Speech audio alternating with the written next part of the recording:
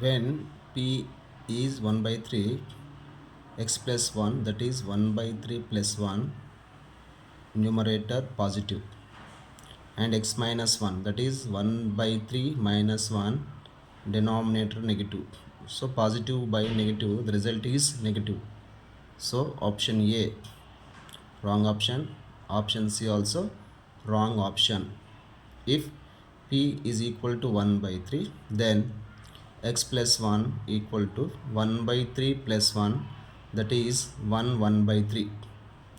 I have observed 1 by 3 less than 2 and greater than 1, and x minus 1, that is 1 by 3 minus 1 equal to minus 2 by 3.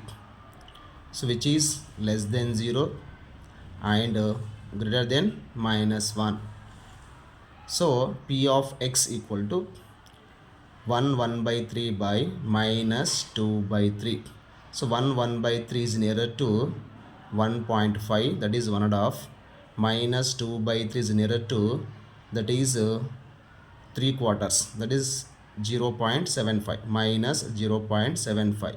So 1.5 divided by 0.75, that is divided by half, the result is minus 2.